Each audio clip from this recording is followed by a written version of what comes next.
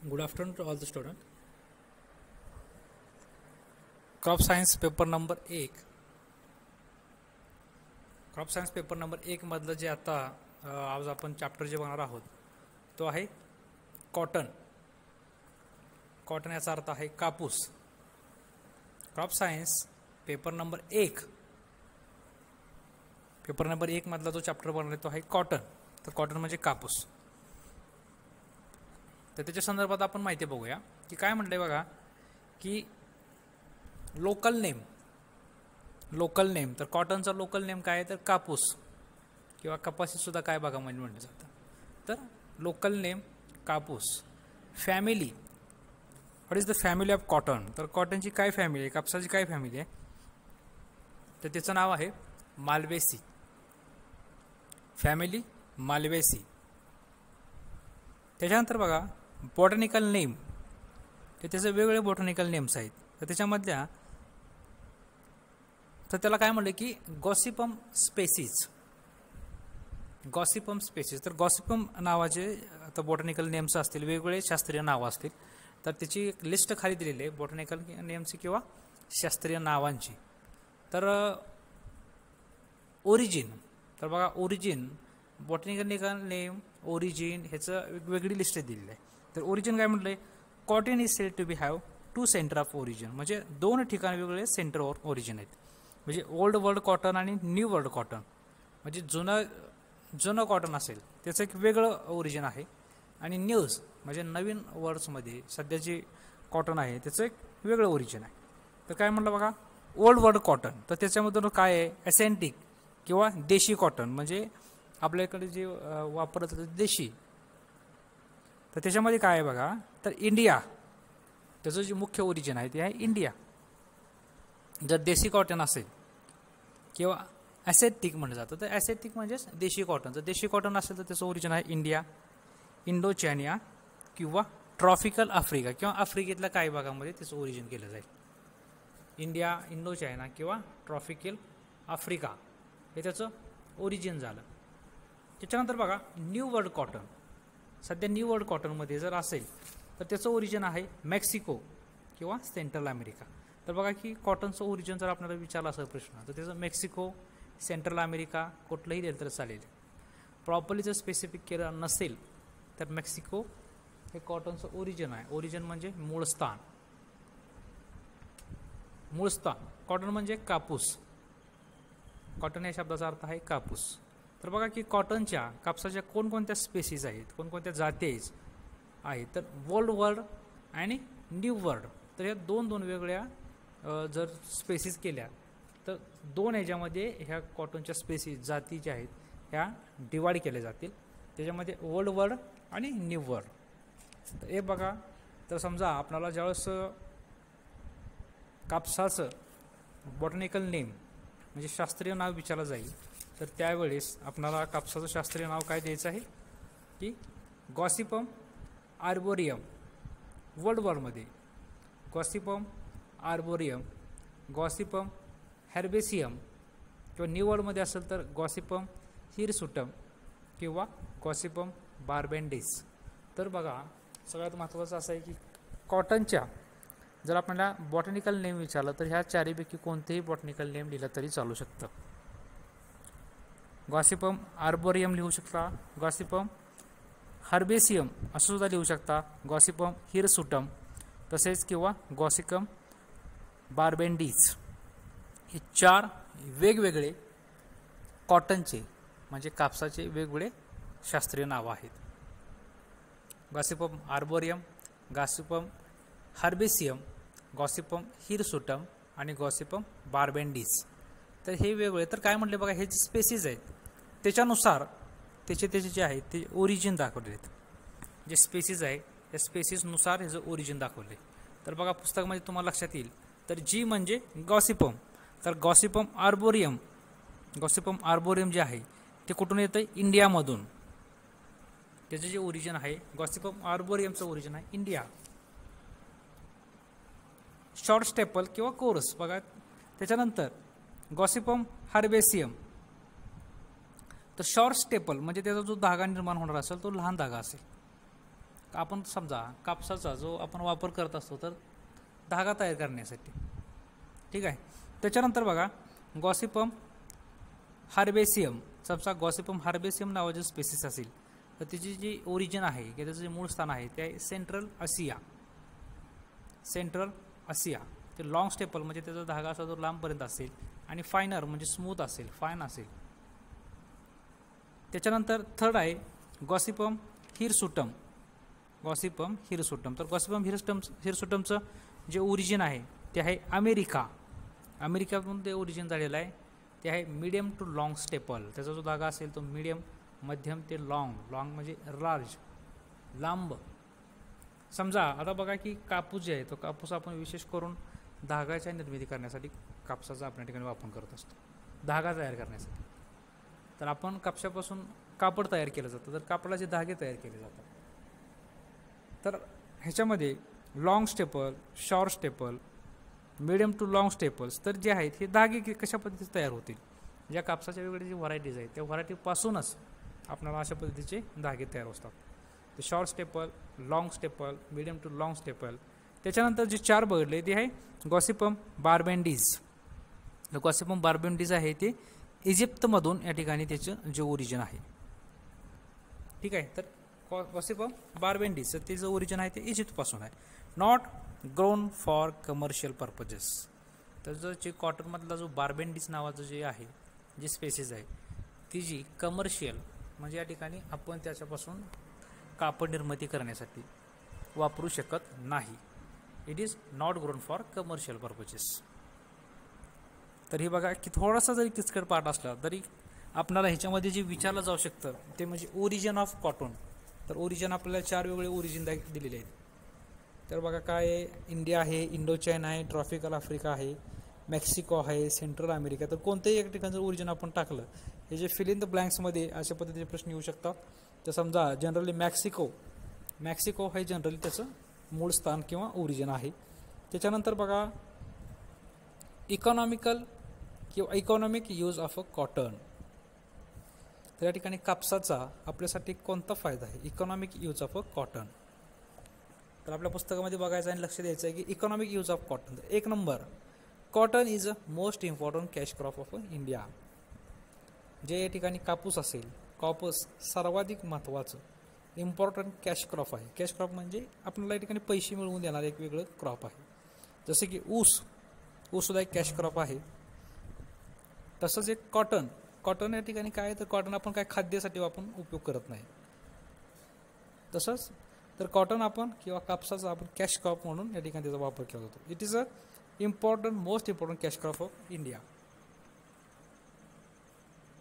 It is a main fibre crop for manufacturing of a clothes. तर काय आहे, तर कॉटनपासून म्हणजे कापसापासून काय केलं जातं, या ठिकाणी कपडे तयार केले जातात. It is a main fibre crop used for manufacturing of a clothes. म्हणजे ठिकाणी कपडे तयार करण्यासाठी विशेष करून आपण या ठिकाणी कशाचा वापर करत असतो, कापसाचा, कॉटनचा. Main fibre crops used for manufacturing of a clothes. Third, edible oil is extracted from cotton seed. Edible oil तर काय केलं बघा, आपल्या बऱ्याच ठिकाणी आपण कापसाच्या बियांपासून तेल काढत असतो, कापसाच्या बियांपासून तेल काढत असतो. तर काय म्हणले बघा की इडिबल ऑइल. तर तिसरा जो उपयोग आहे तो काय आहे की आपल्याला ठिकाणी त्याच्यापासून खाद्यान्न तयार करण्यासाठी कापसाचा वापर केला जातो. तर कशासाठी, तर पहिल्यांदा आहे तो कापसाचा वापर आपल्या ठिकाणी मॅन्युफॅक्चरिंग ऑफ क्लोथ्स म्हणजे कपडे तयार करण्यासाठी. आणि सेकंड आहे इडिबल ऑइल एक्स्ट्रॅक्शन म्हणजे आपल्याला खाद्यान्न तयार करण्यासाठी सुद्धा कॉटनचा म्हणजे कापसाचा वापर या ठिकाणी केला जातो. त्याच्यानंतर बघा जो नेक्स्ट पार्ट आहे,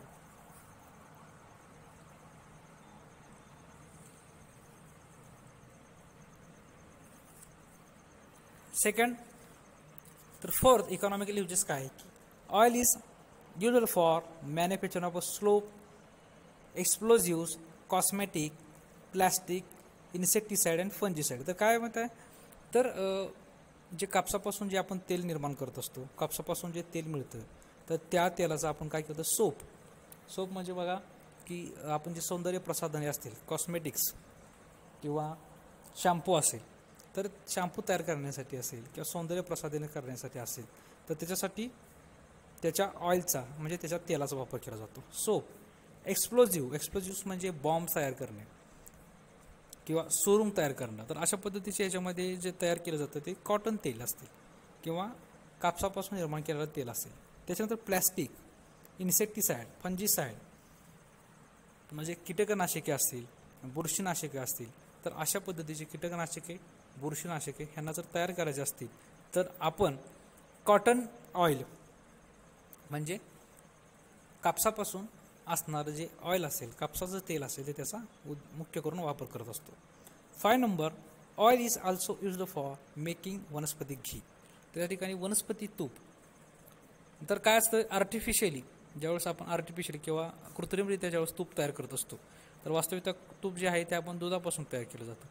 पण जर कृत्रिमरित्या जर आपण तूप तयार करत असेल तर आपण त्याचं कशापासून करतात तर कॉटनपासून म्हणजे कापसाच्या तेलापासून, कॉटन ऑइलपासून. Cotton seed and oil cake is feed to the cattle. तर बघा की आपण वेगळे जे पेंड बघत असतो, सरकी पेंड. तर बघा तर ह्या जे पेंड असतात ना तर पेंडीमध्ये विशेष करून जे तेल असतं ते असतं कॉटन ऑइल किंवा कॉटन सीड किंवा ऑइल केक असतं. ठीक आहे. तर ऑइल केक म्हणजे काय, जो आपण समजा जर ऑइल तयार केलं, ज्यावेळेस आपण कापसापासून तेल तयार करत असतो आणि एकदा जर कापसापासून तेल बाहेर निघालं तर तो जो वेस्ट पार्ट राहिलेला असतो, त्याला आपण त्याच्यापासून ऑइल केक तयार केलं जातं किंवा सीड केक म्हणतात. तर जो सीड केक समजा आपण आपले पेंट तयार केले जाते जनावरांसाठी पेंट, तर आपण ह्या ठिकाणी त्या कॉटन सीडचा या ठिकाणी त्याचा वापर करत असतो. कशासाठी तर जनावरांना पेंट करण्यासाठी आणि जनावरांच्या खाद्यासाठी. The lint is used for surgical dressing, absorbent cotton आणि ट्विन फर्निचर पॅडिंग. तर बघा काय तर सर्जिकल ड्रेसिंग्स असते. सर्जिकल ड्रेसिंग्स म्हणजे आपण असं म्हणू शकतो की दवाखान्यामध्ये ज्यावेळेस आपण सर्जरी ऑपरेशन करत असतो तर ऑपरेशन करण्यासाठी ज्या ड्रेसिंग्स वापरल्या जातील, ज्या पट्ट्या वापरल्या जातात, तर त्या ज्या पट्ट्या असतात त्या कॉटनपासून म्हणजे कापसापासून. तर बघा की आपलं त्या पट्ट्या कापसापासून तयार केल्या जातात. त्याच्यानंतर जे आपण कुठलंही जखम जर असेल तर जखम आपल्याला शुद्ध करण्यासाठी आपण कापसाने ती जखम साफ करत असतो. म्हणजे सर्जिकल ड्रेसिंग म्हणजे सर्जिकल किंवा ज्यावेळेस शस्त्रक्रिया करणं गरजेचं आहे तर त्याच्या संदर्भात कुठली गोष्ट असेल ते आपण कापसाच्या सहाय्याने करत असतो. ॲब्सॉर्बंट कॉटन, ट्विन्स फर्निचर तयार करण्यासाठी, काही ठिकाणी फर्निचर तयार करण्यासाठी कॉटनचा वापर केला जातो. त्याच्यानंतर हल is used for making rubbers. तर काय हल म्हणजे काय बघा की जे बिया असतील, ज्या कापसाच्या बिया असतील तर कापसाच्या वरच्या बियाचा जो भाग असतो त्याला हल असं म्हटलं जातं, HULL. ठीक आहे. तर त्या हलपासून आपण या ठिकाणी रबर तयार करत असतो. Hull is used for making rubbers. तर रबर तयार करण्यासाठी हलचा वापर केला जातो. Cotton stalk are used as a fuel म्हणून म्हणजे ज्या आपण या ठिकाणी कापसाच्या पळकाट्या असतात, कापसाच्या ज्याला पळकाट्या म्हणतो, त्या पळकाट्या आपण या ठिकाणी जाळण्यासाठी वापर करत असतो.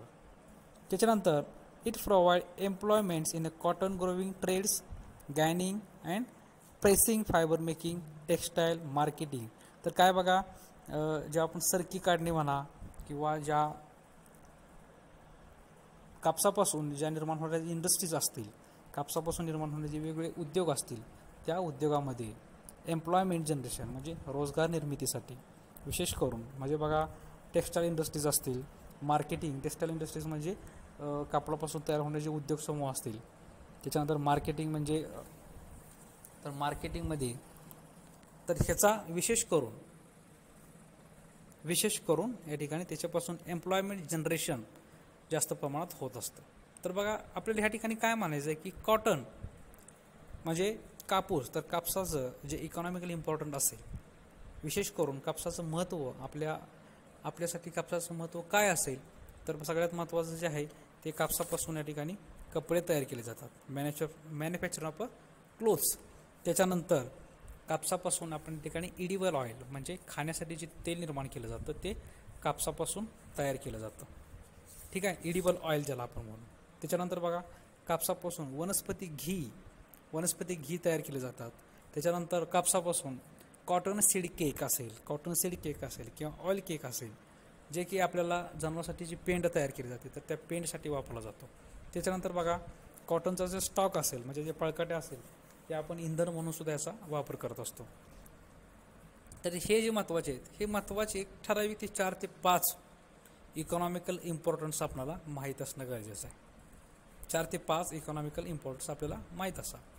त्याच्यानंतर नेक्स्ट पार्ट आहे एरिया अँड प्रोडक्शन. तर बघा की कॉटनमध्ये किंवा कापसाच्या अंडर कोणता एरिया आहे. 1 number India rank first in area and 4th in production of cotton. तर सगळ्यात जास्त जे एरिया असेल सर्वाधिक जास्त क्षेत्र जर कोणी व्यापला असेल तर ते आहे भारताने. तर कापसाचं सर्वाधिक जास्त क्षेत्र आहे ते आहे क्षेत्र जे आहे ते आहे भारतामध्ये. आणि प्रोडक्शन म्हणजे उत्पन्न जे आहे तर उत्पन्नामध्ये भारताचा क्रमांक आहे 14. तर सर्वाधिक जास्त क्षेत्र जर विचार केला तर कापसाचं भारतामध्ये आहे आणि उत्पन्नामध्ये भारताचा क्रमांक लागतो 14. त्याच्यानंतर second other important cotton growing countries are China, USSR and USA. USSR म्हणजे Russia, China, Russia and USA म्हणजे अमेरिका. तर अशा कंट्रीजमध्ये या ठिकाणी कापसाची निर्मिती केली जाते. तर सगळ्यात महत्त्वाची गोष्ट काय सांगायची आपल्याला की सर्वाधिक जास्त जर एरिया असेल कापसासाठी सर्वाधिक जास्त जे क्लायमेट चांगलं आहे किंवा हवामान चांगलं आहे ते आहे महाराष्ट्राचं. महाराष्ट्र कॉटन ग्रोविंगमध्ये किंवा कापसाच्या उत्पन्नामध्ये महाराष्ट्र हा सदैव 1 नंबर असतो. तर बघा काय म्हणलं आहे की एक चार्ट दिला आहे की इंडिया आणि महाराष्ट्रामध्ये कशा पद्धतीचा एरिया असेल. तर समजा बघा काय म्हणलं की 8 मिलियन हेक्टर्स जर एरिया असेल 8 मिलियन हेक्टर्स तर त्याच्यामधला जवळजवळ 2.5 मिलियन हेक्टर जो आहे तो फक्त महाराष्ट्राचा आहे. बघा इंडियामध्ये 8 तर त्याच्या जवळजवळ किती पर्सेंटेज बघा जवळजवळ 2.5% म्हणजे जवळजवळ 25% आसपास जो एरिया आहे तो महाराष्ट्राने व्यापला आहे. म्हणजे सर्वाधिक जास्त जे क्षेत्र असेल तो महाराष्ट्राचा आहे. त्याच्यानंतर प्रोडक्शनमध्ये बघा प्रोडक्शनमध्ये किती आहे 8 मिलियन बॉल्स म्हणजे 7.9 मिलियन जर म्हटले तर त्याच्यामधलं जवळजवळ 1 ते 1.5 मिलियन बॉल्स असेल ते महाराष्ट्राचा प्रोडक्शन आहे म्हणजे उत्पन्न आहे. तर एरिया आणि प्रोडक्शनमध्ये महाराष्ट्र हा कापसामध्ये नंबर 1 ला आहे. एरिया आणि प्रोडक्शनच्या क्षेत्रामध्ये जर आपण विचार केला तर महाराष्ट्र हे नंबर 1 ला आहे. त्याच्यानंतर काय म्हटलंय बघा there is a great fluctuation in area and production. The behavior of monsoon and price of cotton are responsible for variation. तर काय म्हटलंय की एरिया आणि प्रोडक्शन जे आहे ह्याच्यामध्ये चढ उतार आहे. खूप मोठ्या प्रमाणात एरिया आणि प्रोडक्शनमध्ये चढ उतार आहे. तर कशामुळे तर मान्सूनचा जो मान्सून आहे हा मान्सून कधी कधी पाऊस वेळेवरती पडत नाही. पावसाच्या असणारा कमीपणा असेल किंवा पावसाची अनिश्चितता असेल ही सर्वाधिक जास्त या ठिकाणी महत्त्वाची ठरते. तर सगळ्यात महत्त्वाचं बघा की महाराष्ट्रामध्ये जो कापसाचा जो क्षेत्र आहे तर कापसाचं क्षेत्र 3 ह्याच्यामध्ये विभागलं गेलेलं आहे. तर कुठलं असेल Vidarbha 1 number Vidarbha, 2 number Marathwada, 3 number Deccan canal tract. Vidarbha म्हणजे बघा गडचिरोली, चंद्रपूर, नागपूर, भंडारा, गोंदिया हा जो भाग असेल तो भाग असतो विदर्भाचा भाग. त्याच्यानंतर मराठवाडा म्हणजे औरंगाबाद असेल, परभणी असेल, त्याच्यानंतर उस्मानाबाद असेल. तर हे जे ठराविक जिल्हे असतात यवतमाळ जे आसपासचे जे ठराविक जिल्हे आहेत ते आहेत मराठवाड्यामध्ये येतात. तर काय म्हणले बघा की Vidarbha is a major cotton growing region in Maharashtra. तर सर्वाधिक जास्त जर आपल्याला कापसाचं उत्पन्न घेतलं जात असेल तर सर्वाधिक जास्त जे उत्पन्न आहे ते विदर्भामध्ये घेतलं जातं. विदर्भ म्हणजे नागपूर असेल, भंडारा असेल, गोंदिया असेल अशा भागामध्ये सर्वाधिक जास्त महाराष्ट्रामधला सर्वाधिक जास्त जर उत्पन्न असेल तर ते विदर्भामधून घेतलं जातं. त्याच्यात इकॉलॉजीमध्ये काय जो पार्ट आहे पहिला पार्ट आहे क्लायमेट म्हणजे त्याच्यासाठी लागणारं हवामान, त्याच्यासाठी आवश्यक असणारं वातावरण. तर क्लायमेट, तर कसलं क्लायमेट असणं गरजेचं आहे बघा. तर cotton is a tropical and sub tropical crop. उष्णकटिबंधीय किंवा उपउष्णकटिबंधीय, म्हणजे उष्णकटिबंधीय याचा अर्थ आहे की कापसाला गरम हवा किंवा थोडंसं उष्ण असेल किंवा कोरडा हवामान. म्हणजे आता विशेष घ्या की आपल्या भागातलं हवामान, आपला जो सोलापूर जिल्हा आहे, तर ह्या जिल्ह्यामध्ये कापसाचं उत्पन्न चांगल्यापैकी बऱ्यापैकी उत्पन्न आपण घेत असतो. तर आपलं जे हवामान आहे हे अशा पद्धतीचं हवामान कॉटन प्रोडक्शनसाठी किंवा कापसाच्या उत्पन्नासाठी लागत असतं. Cotton is a tropical and sub tropical crop. Optimum temperature ranges of vegetative growth is 21 to 27 degree Celsius. तर त्याच्या वाढीसाठी, त्याच्या जर शाकीय वाढ होण्याची असेल तर त्याच्यासाठी 21 ते 27 डिग्री सेल्सिअसपर्यंत तापमान असणं गरजेचं आहे. And fruiting and ball development 27 to 31 degree Celsius. तर समजा फ्रुटिंग किंवा त्याचे भोंड असतात, त्या भोंडाच्या निर्मितीसाठी, ते भोंड त्याच्यानंतर फुटून त्याच्यामध्ये कापूस येण्यासाठी, तर ह्या कालावधीच्या वेळेस 27 ते 31 डिग्री सेल्सिअसपर्यंत तापमान असणं गरजेचं आहे. तर बघा, लक्षात घ्यायचं आहे की ऑप्टिमम व्हेजिटेटिव्ह ग्रोथसाठी, तर शाकीय प्रजनन किंवा शाकीय वाढ होण्यासाठी, चांगल्या पद्धतीने डेव्हलप होण्यासाठी 21 ते 27 डिग्री सेल्सिअसपर्यंत तापमान असणं गरजेचं आहे. आणि त्याच्या ज्यावेळेस बॉल डेव्हलपमेंट, म्हणजे ज्यावेळेस भोंडाच्या निर्मिती होत असते, तर भोंड निर्मितीच्या वेळेस त्याच्यासाठी 27 ते 31 डिग्री सेल्सिअसपर्यंत तापमान असणं गरजेचं आहे. Third number, rainfall requirements. Rainfall requirements म्हणजे या ठिकाणी पाऊस कितपत असणं गरजेचं आहे. तर बघा, 725 mm 725 मिलीमीटर ते 1250 मिलीमीटरपर्यंत पावसाची गरज आहे किंवा आवश्यकता आहे. 725 ते 1250 मिलीमीटरपर्यंत पावसाची आवश्यकता आहे. Warm day followed by cool nights are good for bolls and fibre developments. Warm day म्हणजे दिवसाचं तापमान या ठिकाणी गरम असावं, त्याच्यानंतर रात्रीचं तापमान जरी थंड असेल तर अशा तापमानामध्ये चांगल्या पद्धतीच्या भोंड अशा चांगल्या पद्धतीची निर्माण होऊ शकतात. त्याच्यानंतर नेक्स्ट काय म्हटलंय, कंटिन्युअस रेन. तर काय असते, तर कुठलंही पीक असेल तर पिकासाठी लगातार जर पाऊस पडत असेल तर ते पिकासाठी जास्तीत जास्त हानिकारक असतं. तर कंटिन्युअस रेन और long spell of dry at a flowering and fruiting stage result in a shedding of birds and young balls. तर समजा जे आपण भोंड निर्माण झालेलं असतात, ज्यावेळेस आपण कापसाचं ज्यावेळेस पीक घेतो त्यावेळेस त्याच्यापासून ज्यावेळेस भोंड निर्माण होतात आणि भोंड तयार झाल्यानंतर जर सारखा लगातार जर पाऊस आला असेल किंवा समजा जर पाऊस पूर्णपणे कंटिन्युअसली जर थांबला तर ह्या दोन्हीमुळे काय होऊ शकतो की त्याच्या भोंडावरती परिणाम होऊ शकतो किंवा जी भोंड आहे ती भोंड या ठिकाणी गळून पडू शकतात. Resulting of shedding of birds and young balls. तर म्हणजे जी भोंड असतील हे भोंड गळून पडू शकतात. 6 number, heavy humidity, cloudy weathers and poor lights are harmful as it increase in attack of pest and disease. तर काय म्हटलं बघा की आपली जी जुनी माणसं असतात तर ते जुनी माणसं आपलं सहजासहजी बोलू जातात की ज्यावेळेस जास्तीत जास्त आर्द्रता असेल किंवा असं एक वातावरण तयार होतं की आर्द्र हवामान असेल किंवा ढगाळ वातावरण असेल, तर ढगाळ वातावरण असेल किंवा आर्द्र हवामान असेल तर ह्याच्यामुळे आपल्या कापसावरती कीडरोग किंवा रोगाचा अटॅक होण्याची शक्यता ही सर्वाधिक जास्त असते. हेवी ह्युमिडिटी और क्लाउडी वेदर्स किंवा म्हणजे हेवी ह्युमिडिटी म्हणजे जास्त आर्द्रता असेल किंवा ढगाळ हवामान असेल तर अशा हवामानामध्ये कापसावरती रोग पडण्याची शक्यता सर्वाधिक जास्त असते. It can not tolerate Frost condition. Frost condition म्हणजे काय, सर्वाधिक जास्त दव निर्माण असलेली किंवा समजा जर दव सर्वाधिक जास्त असेल तर अशा परिस्थितीमध्ये, अशा हवामानामध्ये सुद्धा जे आपलं कापसाचं पीक आहे ते योग्य तऱ्हेने येऊ शकत नाही. बी, सॉईल. तर बघा की सर्वाधिक महत्त्वाचं सॉईल. तर आपली जी माती आहे, महाराष्ट्रामधली जी माती आहे ती ब्लॅक कॉटन सॉईल म्हणजे काळी माती. काळी मातीला ॲग्रिकल्चर लँग्वेजमध्ये, कृषी लँग्वेजमध्ये म्हटलं जातं, भाषेमध्ये म्हटलं जातं की ब्लॅक कॉटन सॉईल. तर cotton is a growing on the wild type of a soil having good drainage. Good drainage म्हणजे काय की चांगल्या पद्धतीने पाण्याचा निचरा होणारी माती असणं गरजेचं आहे.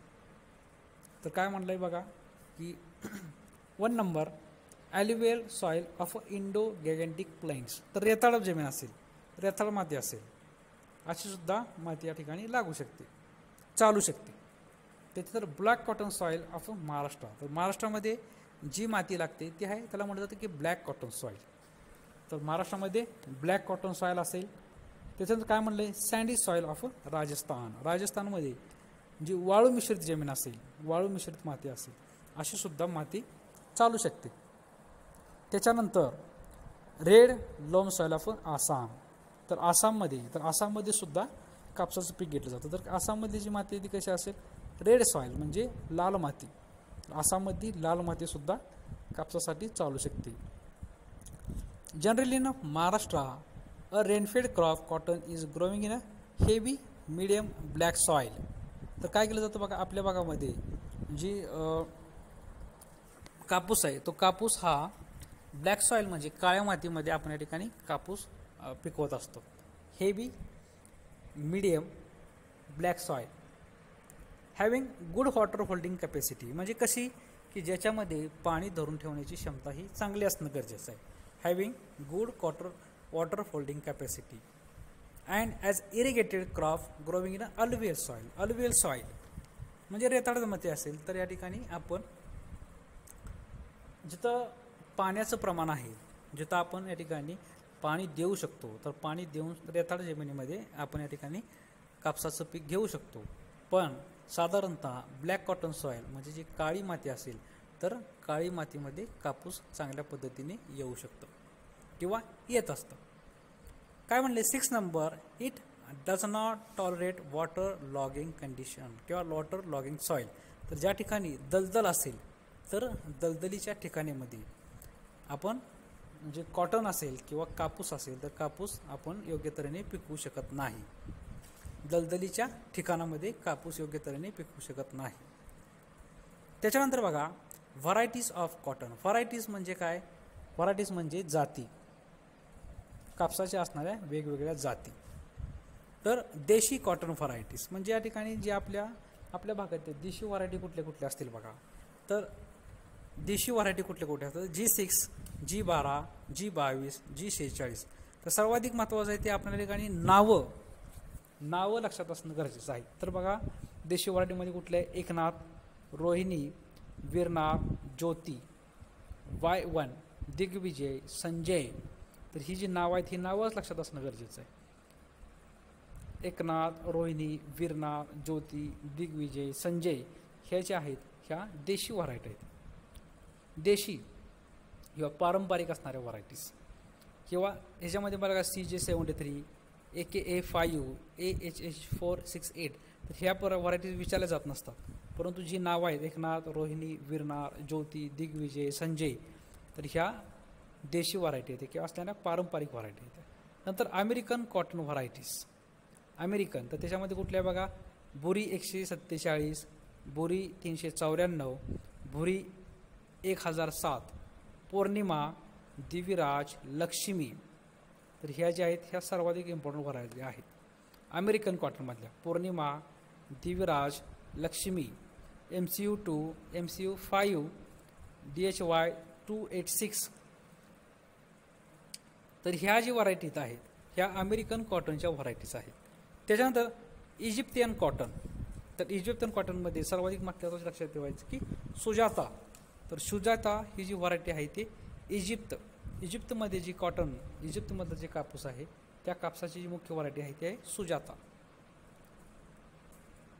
त्याच्यानंतर बघा या व्हरायटीजमध्ये hybrid cotton varieties. Hybrid cotton म्हणजे काय? संकरित व्हरायटीज किंवा संकरित वाण कुठलं असेल किंवा संकरित जाती कोणत्या असतील. तर व्हरायटीज बघा H4. तर H4 म्हणजे जर आपण या ठिकाणी संकरित कशाचं H4 संकरित आहे G76 आणि अमेरिकन नेक्टरलाइस ह्याचं जे संकरित असेल ते H4. तर सगळ्यात महत्त्वाचं आहे ते वरलक्ष्मी. तर हायब्रिड कापसाचं जे संकरित आहे ते आहे वरलक्ष्मी. तर वरलक्ष्मी कशाचं आहे बघा, क्रॉस आहे. कशापासून वरलक्ष्मी संकरित तयार केले, तर लक्ष्मी आणि SB 289 ह्याचं जे संकरित किंवा ह्यांचं कॉम्बिनेशन, ह्यांचं क्रॉसिंग तयार करून वरलक्ष्मी ही व्हरायटी तयार केली गेलेली आहे. लक्ष्मी आणि SB 289चं जर क्रॉसिंग करून वरलक्ष्मी व्हरायटी तयार केली आहे. नेक्स्ट व्हरायटी जी इम्पॉर्टंट आहे ती आहे गोदावरी. तर गोदावरी बोरी नेक्टरलेस आणि MCU 5. तर सगळ्यात महत्त्वाचं आपण लक्षात काय ठेवायचं, जी व्हरायटीज आहेत तर ते पुढचं जे क्रॉसिंग आहे, क्रॉसिंग आपल्याला लक्षात नाही राहिलं तरी चालू शकतं. तर हायब्रिड व्हरायटी कुठले कुठले आहेत, वरलक्ष्मी आणि गोदावरी. जिथं मी खुणा केले त्या इम्पॉर्टंट व्हरायटीज आहेत. वरलक्ष्मी, गोदावरी या हायब्रिड व्हरायटीमधल्या इम्पॉर्टंट व्हरायटीज आहेत, महत्त्वाच्या असणाऱ्या. त्याच्यानंतर इजिप्शियनमध्येच महत्त्वाचे आहे सुजाता. अमेरिकनमध्ये पौर्णिमा, दिवराज, लक्ष्मी ह्या ज्या अमेरिकनमधल्या इम्पॉर्टंट व्हरायटीज आहेत, महत्त्वाच्या व्हरायटीज आहेत. देशीमधल्या महत्त्वाच्या व्हरायटीज आहेत एकनाथ, रोहिणी, वीरनार, ज्योती, दिग्विजय आणि संजय. तर ह्या आहेत त्या महत्त्वाच्या असणाऱ्या देशीमधल्या कापसाच्या व्हरायटीज. तर आजच्या लेक्चरमध्ये आपण या ठिकाणी एवढाच पार्ट म्हणजे व्हरायटीपर्यंतचाच पार्ट बघणार आहोत. तर क्रॉप सायन्स पेपर नंबर 1 मधला पेपर नंबर 1 मधला आज आपण कॉटन ह्या नवीन चॅप्टरला सुरुवात करत आहोत. Crop science paper number 1.